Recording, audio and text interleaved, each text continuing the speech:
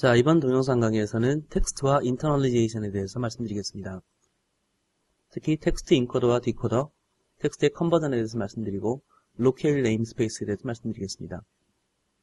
먼저 인코딩이라는 클래스는 각각 스페시픽한 인코딩 클래스의 베이스 클래스입니다. 이 클래스는 스페시픽한 인코딩 방법으로 인코딩되어 있는 스트링으로부터 유니코드를 얻어오고 반대로 유니코드에서 이와 같은 스트링을 얻기 위한 컨버전 과정을 수행하기 위해 만들어져 있습니다. 실제로 바다에는 디폴트로 ASCII 인코딩, GSM 인코딩, 라틴1 인코딩, USC2 인코딩, UTF-8 인코딩 등이 만들어져 있고요. 각각의 인코딩들은 인코딩 클래스의 스태틱 펑션인 get, encoding name, encoding이라는 펑션을 이용해서 얻어올 수 있습니다.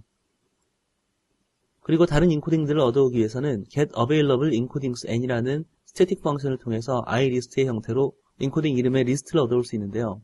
각각의 아이템들은 ASCII나 UTF-8 같은 스트링 형태로 저장되어 있습니다. 이 중에서 원하는 인코딩을 선택해서 get encoding n이라는 펑션에 패싱하면 원하는 인코딩을 얻어올 수 있습니다. 자, 인코딩 클래스를 사용하기 위해서 먼저 기본적인 터미널로지를 알아보겠습니다. 바다에서 char 혹은 캐릭터라고 하는 것은 유니코드 캐릭터를 의미합니다. 스트링 역시 전에 말씀드린 바와 같이 유니코드 스트링을 말합니다. 그리고 바이트는 인코드되어 있는 스트링의 한 바이트를 의미합니다. 자, 유니코드 스트링으로부터 인코딩되어 있는 문자열을 얻기 위한 방법을 알아보겠습니다. 특정한 인코딩 클래스에 유니코드 스트링을 패스하면 바이트의 개수나 실제 바이트 열을 얻어올 수 있습니다. 그리고 유니코드 글자 수만을 이용해서 최대한 필요할 바이트 숫자를 얻어오는 것도 가능합니다. 반대로 특정 인코디드 문자열에서 유니코드 스트링을 얻어오는 것도 가능합니다. 마찬가지로 인코딩된 문자열을 집어넣으면서 필요한 유니코드 문자의 개수나 변환된 문자열을 캐릭터 버퍼, 스트링 형태로 얻어올 수 있습니다. 역시 마찬가지로 인코드된 문자열의 바이트 수만으로 해당되는 유니코드 스트링의 맥시멈 캐릭터 수를 얻어올 수 있습니다. 그 외에 유니코드를 거치지 않고 특정한 인코디드 문자열에서 다른 인코딩으로 바꾸기 위한 인코딩의 스태틱 펑션인 convertN이라는 펑션도 제공되고 있습니다. 좀 더 구체적으로 인코딩 클래스를 사용하는 방법을 알아보겠습니다. 먼저 원하는 인코딩에 해당되는 인코딩 클래스를 get encoding 이름, encoding이라는 펑션을 이용해서 얻어올 수 있습니다. 이렇게 얻어진 인코딩에 getString이라는 펑션을 주면서 인코드된 문자열이 담겨있는 버퍼와 스트링을 받아오기 위한 스트링을 넘겨주면 이 스트링에 변환된 스트링을 얻어올 수 있습니다. 반대로 유니코드 스트링을 인코딩할 때는 그 인코더의 getByteN이라는 펑션에 스트링을 패싱해주면 바이트 버퍼 포인터를 얻어올 수 있습니다. 이 바이트 버퍼에 인코드된 문자열이 담겨있게 됩니다. 실제 예를 보면서 말씀드리겠습니다.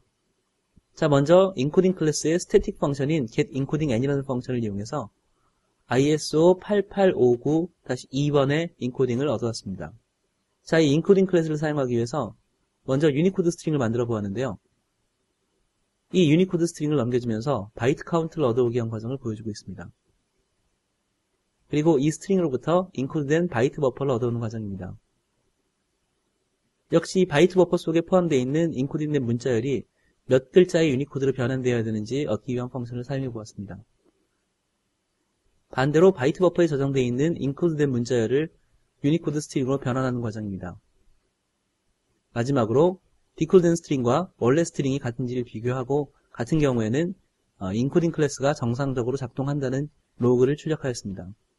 당연하지만 이 코드를 수행시키면 인코딩 클래스가 정상적으로 작동하고 있다는 메시지를 얻을 수 있습니다.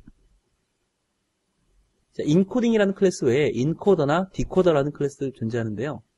이 인코더나 디코더는 크기가 상당히 큰 데이터를 인코딩하거나 디코딩하는 데 사용됩니다. 이런 크기가 큰 데이터를 지원하기 위해서 석세시브 콜을 지원하는데요. 이 말은 인코더나 디코더에 데이터의 일부분을 포함하고 있는 버퍼를 집어넣고 인코딩이나 디코딩을 수행한 후에 데이터의 다음 부분을 다시 버퍼에 집어넣고 인코딩과 디코딩을 수행하면 데이터가 연속적으로 들어갔을 때 얻을 수 있는 결과를 얻을 수 있다는 뜻입니다. 사용 방법은 아래에서 보시는 것과 같습니다. 자, 다음으로는 로케일 네임스페이스입니다. 로케일 네임스페이스는 인터내셔널리제이션을 하기 위한 각종 클래스들이 포함되어 있습니다. 이런 클래스들에는 로케일, 로케일 매니저, 캘린더, 그레고리안 캘린더, 데이트 타임 포매터, 데이트 타임 심볼, 넘버 포매터, 넘버 심볼스, 커런시, 타임 존, 타임 룰 등이 있습니다. 자, 중요한 것부터 각각을 살펴보도록 하겠습니다. 먼저 로케일 매니저는 현재 디바이스에서 사용할 수 있는 랭귀지, 로케일, 타임존 등을 제공하는 기능을 합니다.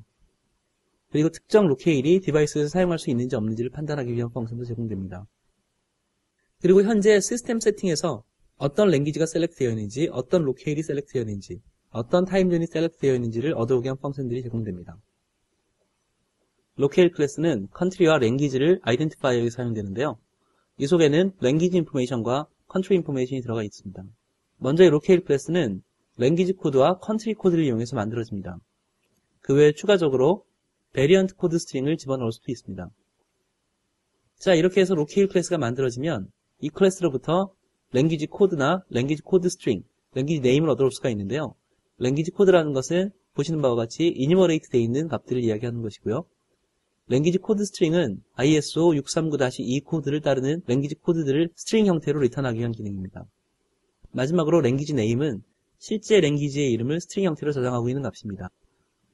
여기서 한 가지 재밌는 것은 다른 로케일을 동시에 집어넣으면서 랭귀지 네임을 얻어올 수도 있는데요. 이런 경우에는 원래 로케일에 있는 랭귀지 네임이 추가적으로 집어넣어준 랭귀지에 따른 언어로 바뀌어서 나옵니다. 예를 들자면 영어에 해당되는 로케일에 프랑스어로 되어 있는 로케일을 파라마터로 주면서 랭귀지 네임을 얻어오면 앙글라스라는 영어의 불어식 표현이 스트링으로 리턴됩니다. 컨트리 인포메이션도 유사한 것들인데요. 컨트리 코드는 이니머레이트 되어 있는 값들이고요. 컨트리 코드 스트링은 SO3166-1 알파2 코드를 따릅니다. 그리고 컨트리 네임은 실제 국가의 이름을 스트링 형태로 리턴해주는 값입니다. 역시 마찬가지로 특정 로케일을 집어넣어서 해당되는 언어로 국가 이름을 얻어오는 것도 가능합니다. 다음은 타임존에 대해서 알아보겠습니다. 타임존은 기본적으로 UTC, 즉 Coordinated Universal Time, Standard Time, 월 타임 사이의 컨버전을 수행합니다. 여기서 UTC는 마치 GMT와 같이 표준 시간 체계이고요. 스탠다드 타임은 로컬 타임인데 데일라이트 세이빙 타임이 적용되지 않은 경우고 로컬 타임에 데일라이트 세이빙 타임이 적용된 경우입니다. 여기서 주의할 점은 실제로 타임존이라는 클래스가 시계를 가지고 있지는 않기 때문에 현재 시간을 얻어온 후에 이 타임존에 현재 시간을 집어넣어서 원하는 타임존에 대한 시간을 얻어오는 방식을 사용해야 합니다. 넘버 포매터는 국가마다 숫자를 기록하는 방식이 다르기 때문에 숫자가 주어졌을 때 이 숫자를 주어진 방식대로 문자열로 바꿔주는 기능을 합니다. 예를 들면 엑셀 같은 스프레드시트 프로그램에서 숫자를 입력하면 다양한 형태로 숫자를 포매팅할 수 있는 것과 같습니다. 여기서 지원되는 패턴들은 그룹핑과 그룹핑의 사이즈, 음수, 양수에 대한 프리픽스들, 소수점 이후에 나오는 숫자의 민맥스 길이, 그리고 정수 부분의 민맥스 길이, 커런시 마크 등등이 있습니다. 특정 로케일을 이용해서 그 로케일에 맞는 넘버 포매터를 얻어오게 한 펑션은 create currency formatter, create number formatter, create percent formatter 등의 펑션들이 있습니다. 자, 실제로 넘버 포매터를 사용하는 방법을 알아보겠습니다. 자, 먼저 본 예제에서는 로케일을 적용하지 않고 넘버 포매터를 만들어 보았습니다. 이 포매터에 12345.6789라는 숫자를 스트링으로 변환하게 하였습니다. 그 결과로 얻어진 문자열은 우리가 보통 상상할 수 있는 12000,345.679라는 숫자입니다. 자, 여기서 맥스 프랙션 디지트를 1로 지정을 해주면 소수점 뒷자리가 한 자리만 남는 것을 볼 수 있습니다. 당연하지만 이때 반올림이 일어나겠죠. 자, 이 상태에서 그룹핑 유즈들을 false로 주면 그룹핑을 해제하게 됩니다. 즉, 1000단위의 컴마가 없어지게 됩니다. 결과로 나온 스트링은 12345.7이 됩니다. 다음은 캘린더에 대해서 알아보겠습니다. 캘린더라는 것은 기본적으로 앱스트랙트 클래스인데요. 현재 날짜가 무슨 요일인지, 며칠인지, 몇 번째 달인지, 몇 년인지 등을 얻어오게 한 펑션을 제공하는 클래스입니다. 그리고 두 개의 캘린더 사이의 비교라든지, 그리고 날짜 간의 덧셈 뺄셈 같은 아리스메틱을 지원해줍니다. 예를 들면 지금부터 40시간 후는 며칠 몇 시이냐 이런 것들이 가능하다는 것이죠. 실제로 이 앱스트랙트 클래스인 캘린더가 임플리멘테이션 되어 있는 클래스에는 그레고리안 캘린더가 있습니다. 다음은 데이트 타임 포매터입니다. 데이트 타임 포매터는 데이트 타임을 스트링으로 변환하기 위한 기능을 해줍니다. 역시 이 경우에도 로케일을 기반으로 로케일에 맞는 특정한 데이트 타임 포매터를 얻어오는 기능이 가능하고요.